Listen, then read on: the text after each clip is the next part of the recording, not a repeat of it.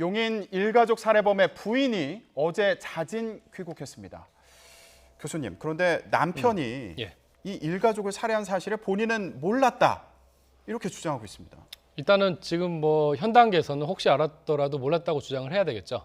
이제 경찰에서 좀 더 자세한 조사를 해봐야 되겠지만 일단은 그렇게 부인할 것으로 보입니다. 네. 근데 뭐 여러 가지 정황상 봤을 때 범인이 중간에 문자를 보낸 게 있죠. 2명 끝냈고 1명 남았다. 뭐 이런 여러 가지 그런 정황 증거들이 부인도 충분히 그 범행 사실을 알고 있었던 거 아닌가. 그리고 뜬금없이 뉴질랜드로 가자고 했는데 네. 뭐 어린애들 데리고 갑자기 갈 이유가 없잖아요. 근데 순순히 응했다는 거 여러 가지 정황으로 봤을 때 상당히 이제 의심이 되죠. 네.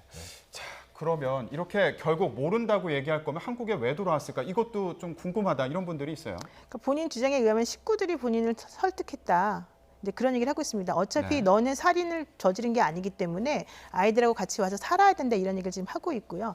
특히 이제 중요한 것은 모친이 피살을 당했는데 그 모친을 살해한 사람은 사실은 그 아들이지 않습니까? 네. 그렇다면 살인으로 인한 상속재산 같은 경우에는 아들의 자식들이 대습상속을 받을 수가 있어요. 그러니까 지금 그 자식, 아기들, 그 딸 둘 데리고 갔었잖아요. 네. 그 딸 둘이나 그 원래 전처 사이에 낳은 아들이 한 명 있다고 하는데 그들이 사실은 아버지 몫을 할머니의 그 유산으로 상속을 받을 가능성이 있기 때문에 아마 그런 여러 가지 것들을 고려한 것으로 지금 보여요. 그런데 네. 지금 문자에 나오는 것처럼 여기 보시면은 그 김모 씨하고 이 부인 사이에 나눈 문자 메시지가 2명 죽였다, 1명 남았다 이렇게 나오잖아요. 네. 저런 걸 보고서 과연 전혀 몰랐다라고 특히 귀국하는 과정 중에 알았다 이런 말은 사실 상식적으로 납득이 가지 않고 특히 그 돈이 없어서 친척집을 전전하던 남편이 갑작스럽게 1억 원이 8천만 원 플러스 뭐 1억 원이 넘는 그런 돈을 찾아가지고는 뉴질랜드로 가는데 아무 이유도 없이 그냥 따라가면서 문제가 없다고 생각했다는 것도 납득이 가지 않죠. 네. 그런 부분 때문에 문제가 생기지만 이제 가장 큰 문제는 이 부인이 사실은 남편하고 인척관계, 그러니까 부인하고의 남편의 관계이기 때문에 남편의 범죄 사실을 알았다는 것만 가지고는 사실은 공범이라거나 방조범으로 처벌받지는 않거든요. 네. 게다가 남편하고 같이 도망갔다는 것만으로도 또 뭐 범인 능력이나 뭐 증거인멸 도주 이런 건 해당되지 않기 때문에 이 부인은 아마 그런 쪽의 조언을 많이 받고 한국에 돌아와서 본인은 어떤 형사처벌을 좀 면할 가능성이 있다라고 생각한 게 아닌가 그렇게 생각합니다. 근데 만약에 그 방법이나 뭐 시기나 이런 거에 대해서 상의를 했다면 상황이 또 달라지겠죠. 그냥 단순히 상의만 한 걸 가지고는 말하기는 좀 곤란하고 상의를 하면서 어떠한 역할을 이 부인이 중간에서 했을 가능성이 사실은 있죠. 왜냐하면은 이제 시어머니니까 전화해가지고 뭐 아범이 언제 간다는데 뭐 같이 좀 만나주세요라던가 뭐 네. 바깥에서 망을 본다던가 뭐 차를 대기하고 있다가 같이 태워준다던가 이런 여러 가지의 행동을 한다고 그렇다면 사실은 그런 것들이 이런 살인행위와 관련된 공범이나 방조범의 행동으로 지금 비춰질 가능성이 있기 때문에 그런 식의 조금 관여적인 행동을 했다라고 한다면 사실은 처벌받을 가능성이 높은데 네. 그렇지 않고 아주 소극적으로 그냥 알고 있는 정도에 그쳤다라고 한다면은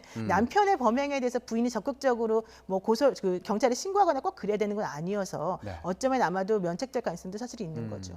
지금 부인의 행동이 이해가 안 된다. 저희가 계속 그런 얘기를 하고 있는데 사실 이 남편 그러니까 범인, 피의자의 행동도 이해가 안 되는 부분이 있습니다. 그렇죠. 네. 사건 현장에서 보인 행동이 사건 현장을 깨끗하게 치워놓고 시신을 그렇죠. 숨겨놓고 가지 않았습니까? 예. 네. 그런 걸로 봤을 때 전혀 충동적인 범죄는 아니고 예전부터 굉장히 계획을 해왔다라고 보여지고요. 그리고 정상적인 좀 가정이라기보다는 지금 이혼했고 또 뭐 새로운 계부를 만났고 또 뭐 배다른 동생도 있고 하기 때문에 그간의 어머니 친모하고 관계도 원활하지 않았을 가능성이 굉장히 크거든요.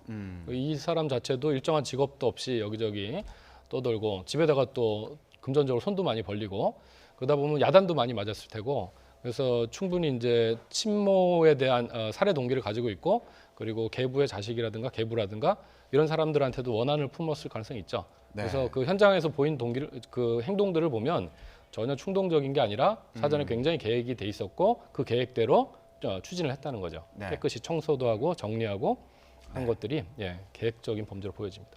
교수님 그러면 네, 네. 이게 뉴질랜드로 간 이후의 행동도 사실 이해가 안 되거든요. 집을 임대했고요. 고급 그 저택을 임대를 했고 그리고 뭐 가전제품 같은 것들을 사들였다고 해요. 이게 도주하는 사람의 행동처럼 보이지 않거든요. 그러니까 이제 한국에서는 큰 일을 저질렀으니까 아마 뉴질랜드에서 살려고 했던 거 아닌가 그렇게 보여지거든요. 네. 과거에 뉴질랜드에서 뭐 유학을 했던 경험도 있고 해서 네. 그쪽에 정착하려고 했던 것이 아닌가. 그러니까 미리 그런 것들이 다 계획된 행동으로 보여져요. 네. 변호사님 이게 드러나지 않을 거라고 생각한 걸까요? 그러니까 저번에 좀 특이한 게 사실은 이전에도 임대주택에 살면서 임대주택에 붙어있던 가전제품을 절취해서 팔아 넘긴 혐의로 사실은 그 이번에 뉴질랜드 경찰에 잡혔었거든요. 네. 근데 그런 거를 사실은 그 얼마 되지도 않아요. 300만 원 정도밖에 사실은 안 돼요. 근데 그런 것 플러스 이번에 이사 가려고 했던 집이 대저택이라 그래요. 상당히 고급 주택인데 네. 그 주택이 월세만 해도 260만 원이라는 거예요. 본인이 앞으로 수입이 명확하지 않고 일정하지 않은데 아무리 엄마의 통장으로부터 8천만 원을 꺼냈다 하더라도 그게 영원히 가지 않을 거잖아요. 그렇죠. 그런데 불구하고 저렇게 돈을 쓴다? 그건 사실 상식적이지가 않잖아요. 그러니까 네. 이런 여러 가지 것들을 계산해 보았을 때는 아마도 본인의 그런 그 상황이나 본인의 처한 능력이나 상황 여러 가지 수준보다는 훨씬 더 앞서가는 생활 수준을 조금 생각하고 탐했던 게 아닌가. 그래서 어머니하고도 관계가 계속 안 좋아졌고 본인이 예를 들면 노동을 해서 일을 해서 돈을 번다 이런 개념이 없이 그 잘 사는 부모라면 당연히 자기에게 돈을 지원해줘야 되는데 안 해주니까 화가 난다. 막 이런 개념이 좀 들어간 게 아니었나. 네. 그렇게 생각하고 좀 그러니까 어떤 면에서는 치밀한 계획을 가지고 있음에도 불구하고 어떤 면에서는 약간 그 현실이나 이런 것들을 좀 왜곡해서 받아들이는 잘못된 성격 때문에 이런 일이 벌어진 게 아닌가 좀 생각이 네. 듭니다. 심리적인 부분을 좀 지적을 해주셨는데요. 그러면 지금 부인은 한국으로 자진 귀국했습니다. 예. 이 남성은 일단 뉴질랜드에서 아까 말씀하신 것처럼 예전에 그 절도 혐의로 체포가 됐고 구속이 됐더라고요. 우리 그 사법당국 요청해서 예. 이제 어떻게 되는 거죠? 일단 그 변호사님 말씀하신 것처럼 절도 금액 자체가 한 300만 원밖에 안 되기 때문에 이거 가지고 오래 구속할 수는 없는데 저희 측에서 이제 살인 혐의로 그 송환을 요청해서 그 뉴질랜드 법원에서 지금 45일짜리 연장을 했다라고 하거든요. 네. 그래서 그 내에 이제 송환 그 협의를 통해서 한국으로 넘겨주지 않을까. 뭐 보통은 그 뉴질랜드 법정에서 그 지금 절도죄에 대해서 처벌하고 나서 송환해 준 게 일반적이지만 네. 워낙 경미하거든요. 그거 자체는. 뭐 초범이었고 또 그러니까 벌금형이나 뭐 이렇게 기소유예로 나올 수도 있는 부분이라서 자기들 거는 빨리 마무리하고 한국 정부로 더 중한 죄를 처벌하기 위해서 보낼 가능성이 많다고 보여지죠. 네. 저 사람은 근데 사실은 잡힐 때에도 도망가려는 행동도 보이지 않았대요. 차량 안에서 그냥 순순히 잡혔다는 거예요. 아, 뉴질랜드에서. 예, 어느 정도 예상을 하고 있었던 것 같아요. 제가 봤을 때는. 그런데 지금 어머니하고 의붓 동생을 찔러서 그 살해한 그 모양을 보면 상당히 원한에 사무친 형태를 보여요. 그리고 그 의붓 아버지에 대해서도 칼로 찌르는 그 모양이나 여러 가지 형태가 어떤 잔혹해요. 그러니까 그 뭐 얼굴 부위라든가 이런 걸 수십 번 칼로 찔렀거든요. 그러니까 그 얘기는 무슨 얘기냐면 어머니하고 자기 그 이붓 동생이 잘 사는 게 너무 배가 아프고 싫고 속상한 거예요. 이 사람 입장에서는. 그런 상황에서 어느 정도는 자포자기한 심정도 좀 있지 않았을까 이런 생각이 조금 들어요. 네. 의심스러운 부분이 참 많아 보이는데요. 또 다른 의혹이 나오면 다시 전해드리겠습니다. 오늘 말씀 여기까지 듣겠습니다. 두 분 고맙습니다.